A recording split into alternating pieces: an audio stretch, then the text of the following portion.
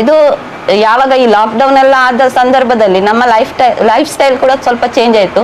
ಆಗ ಒಂಚೂರು ಜಾಸ್ತಿ ಹೊತ್ತು ಬೆಳಿಗ್ಗೆ ಮಲಗೋದು ಇದೆಲ್ಲ ಆದಾಗ ಮತ್ತು ನಾನು ಫುಡ್ಡಲ್ಲಿ ಎಲ್ಲ ಚೇಂಜಸ್ ಆದಾಗ ತೋರ ಆಗ್ತಾ ಹೋದೆ. ಈ ಸಮಸ್ಯೆಯೂ ಹೆಚ್ಚಾಯಿತು. ಈ ಸಮಸ್ಯೆ ಜೊತೆ ಕಾಲು ನೋವು ಎಲ್ಲ ಒಟ್ಟಿಗೆ ಹೆಚ್ಚಾಗ್ತಾ ಹೋಯ್ತು. ನಾವು ಡಾಕ್ಟರ್ ಹತ್ತಿರ ಬಂದು ನೋಡಿದಾಗ ಅದಕ್ಕೆ ಬೇಕಾದ ಸ್ಕ್ಯಾನಿಂಗ್ ಎಲ್ಲ ಮಾಡಿದಾಗ ಗೊತ್ತಾಯ್ತು ನನಗೆ ಯೂಟ್ರಸಲ್ಲಿ ಸಮಸ್ಯೆ ಉಂಟೇಳಿ.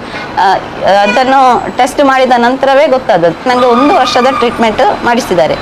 ಅಲ್ಲಿ ಡಾಕ್ಟ್ರು ಕೇವಲ ನಾವು ಬೇರೆ ಡಾಕ್ಟರ್ ಹತ್ತಿರ ಹೋದಾಗ ಕಾಲು ನೋವಾದರೆ ಇಷ್ಟೇ ನೋಡ್ತಾರೆ. ಇದು ಮೇಲಿನ ಸಮಸ್ಯೆನೆಲ್ಲ ನೋಡಿದ ಕಾರಣ ನನಗೆ ಟೆಸ್ಟ್ ಮಾಡಿದಾಗ ಯೂಟ್ರಸ್ನ ಸಮಸ್ಯೆ ಆಗಲಿ ಡಿಸ್ಕಿನ ಸಮಸ್ಯೆ ಎಲ್ಲವೂ ಇದಕ್ಕೆ ರಿಲೇಟೆಡ್ ಆಗಿ ತಿಳಿಯಿತು. ಆ ನಂತರ ಅದಕ್ಕೆ ಬೇಕಾದಂಥ ಟ್ರೀಟ್ಮೆಂಟನ್ನು ನಾವು ಮಾಡಿದ್ದು. ಅಂದರೆ ಮೆನ್ಸಸ್ಸಿನ ಸಮಸ್ಯೆಯನ್ನು ಹೇಳಲಿಕ್ಕೆ ಸಾಧ್ಯವಿಲ್ಲದಷ್ಟು ಹೊಟ್ಟೆ ನೋವು, ಓವರ್ ಬ್ಲೀಡಿಂಗ್ ಎಲ್ಲ ಇದ್ದು ನನಗೆ ಸಹಿಸ್ಲಿಕ್ಕೆ ಆಗ್ತಾ ಇರಲಿಲ್ಲ. ಆದರೆ ಅದಕ್ಕೆ ಸರಿಯಾದ ಒಂದು ಏನು ನೋವು ಕಡಿಮೆ ಅಂತೇಳಿ ಆದದ್ದು ನನಗೆ ಇವರ ಟ್ರೀಟ್ಮೆಂಟ್ ಮಾಡಿದ ನಂತರ. ನನಗೆ 15 ವರ್ಷ ಪ್ರಾಯ ಇರುವಾಗ ನನ್ನನ್ನು ನನ್ನ ತಾಯಿ ಎಲ್ಲ ಡಾಕ್ಟ್ರ್ ಹತ್ತಿರ ಕೊಂಡೋಗಿದ್ದಾರೆ. ಆದರೆ ನನ್ನ ತಾಯಿ ಕೊಂಡೋಗೋದ ಡಾಕ್ಟ್ರ್ ಇಲ್ಲ. ಹೋಗ್ತಾರೆ ಬರೋದು, ಒಂದು ಸ್ವಲ್ಪ ಕಡಿಮೆ ಆಗ್ತದೆ, ಸ್ವಲ್ಪ ಕಡಿಮೆ ಆಗುವಾಗ ನಮಗೊಂದು ರಿಲ್ಯಾಕ್ಸ್ ಆಗೋದು. ಅಂದರೆ ಏನೋ ಇದು ಕಡಿಮೆ ಆಯ್ತು ಹೇಳಿ ಮತ್ತೆ ನೋಡುವಾಗ ಅದು ಪೂರ್ತಿ ಕಡಿಮೆ ಆಗೋದಿಲ್ಲ.